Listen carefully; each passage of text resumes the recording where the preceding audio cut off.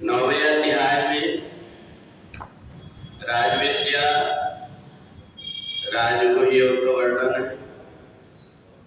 क्षिप्रम भवति धर्मात्मा सस्वच्छान्तिं निगच्छति कौन्ते प्रतिजानीहि न मे भक्ता प्रणश्यति। भगवान ने अर्जुन से कहा कि अगर किसी व्यक्ति से कोई अनजाने में कोई गलती हो जाती है तो उसको सुधरने में देर नहीं लगती। यदि उसका मन और बुद्धि इस बात को मान ले कि ये मेरे से गलती हो गई तो क्षिप्रम भवति धर्मात्मा। भगवान ने कहा उसे ज्यादा कुछ करना नहीं पड़ता, अपने आप को बदलना पड़ता। जैसे आचरण जैसे व्यवहार कर रहा था व्यक्ति, उसको छोड़ करके अच्छे आचरण करने लगता है। इतने मात्र से ही उसके ऊपर परमात्मा की फिर कृपा हो जाती है।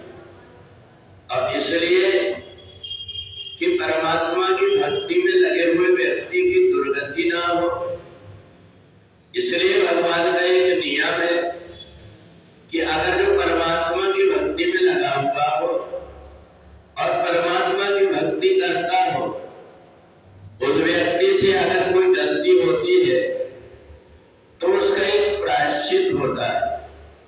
वो ये सोच ले कि नहीं, मैं जो रास्ता चल रहा हूं ये रास्ता ठीक नहीं है, तो उसी समय वो परमात्मा से जुड़ जाता है।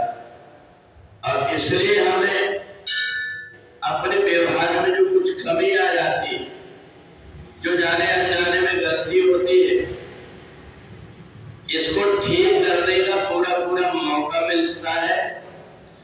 परमात्मा के पास में ये नहीं है कि हमने जो कुछ भी गलती किया है उसका फल वो तुरंत दे दे, मौका देते परमात्मा। अब इसलिए धर्मराज युधिष्ठिर ने भगवान श्री कृष्ण से पूछा कि क्या किसी व्यक्ति से कोई गलती हो जाए तो उसका सुधरने का कोई चांस है, उसको परमात्मा की तरफ से मौका मिलता है या उसकी अधोगति हो जाती है।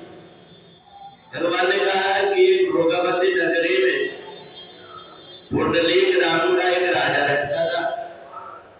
वो राजा परमात्मा की भक्ति करता था। वहां परमात्मा की भक्ति में गांव के बहुत से लोग शामिल होते थे। वहां एक गंधर्व था, उसकी पत्नी और वो दोनों उस सत्संग में हर समय आया करते थे। राजा हर एकादशी को सत्संग का आयोजन कर रहा था, परंतु एक समय पति तो आ गया परंतु पत्नी नहीं आ पाई। तो जिस समय राजा ने उसको गाने के लिए कहा कि तुम परमात्मा से संबंधित कोई भजन गा, तो वो जब गाने लगा तो उस समय गाता तो था वो परमात्मा का भजन, परंतु चिंतन अपनी पत्नी का करने लगा। अपनी पत्नी की याद करके और उस समय वो ये भूल गया कि मैं परमात्मा के सामने भजन गा रहा हूं। भजन गाते गाते वो अनेक प्रकार की ऐसी हरकतें जो नहीं करना चाहिए ऐसी वहां पर जब करने लगा तो राजा को देख करके बड़ा दुख लगा। राजा ने उसको श्राप दे दिया कि तू परमात्मा के दरबार में बैठ करके इस प्रकार की हरकत कर रहा है, इसलिए तेरा स्वभाव राक्षसी हो जाए।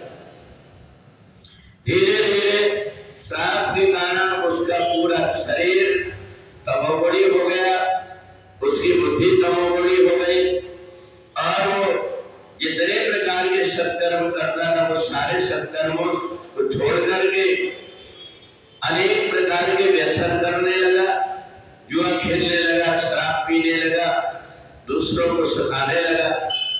ये देख करके पत्नी को बड़ा आश्चर्य लगा कि जो व्यक्ति इतना सज्जन था उसके अंदर ये विकार कैसे आ गया। जब उसको पता लगा कि श्राद्ध के कारण उसकी दुर्गति हुई तो उसने मन में विचार किया कि मैं अपने पति का उद्धार का कोई न कोई उपाय करूंगी। तो ऐसा मान करके वो श्रृंगी ऋषि के पास में गए। श्रृंगी ऋषि ने कहा तुम एक काम करो, चैत्र मास के शुक्ल पक्ष में जो एकादशी आती है उसका नाम कामदा एकादशी। इस कामदा एकादशी के दिन प्रातः काल सूर्योदय के पहले उठ जाना, स्नान करके भगवान से प्रार्थना करना कि आज मैं जो कुछ भी व्रत करूंगी उसमें मेरे से कोई त्रुटियां ना हो। भगवान सूर्य को जल देना, भगवान नारायण की पूजा करना, ओम नमो भगवते वासुदेवाय का जाप करना और भगवान के प्रसन्नता के लिए एकादशी महात्मा की कथा सुनना। उन्हें प्रातः काल जल्दी उठ करके स्नान करके भगवान के पास में बैठ करके और भगवान की ही एकादशी महात्मा की कथा को श्रवण किया।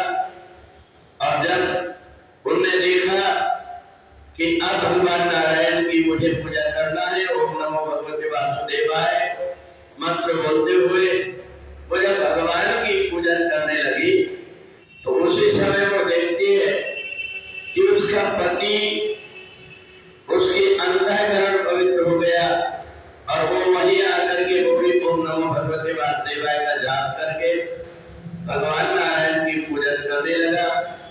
उसका श्राप से छुटकारा मिल गया। तो इसलिए जाने अनजाने में जो कुछ की गलती हो जाती है वो चैत्र मास के शुक्ल पक्ष की कामदा एकादशी के प्रभाव से दूर हो जाती है। तो इसलिए जो भी व्यक्ति इस दिन एकादशी महात्मा की कथा सुनता है, ओम नमो भगवते वासुदेवाय का जाप करता है, भगवान की उसके ऊपर भी कृपा होती है और जाने अनजाने पाप कर्म से उसको छुटकारा मिल जाता है। बोले वृंदावन बिहारी लाल की।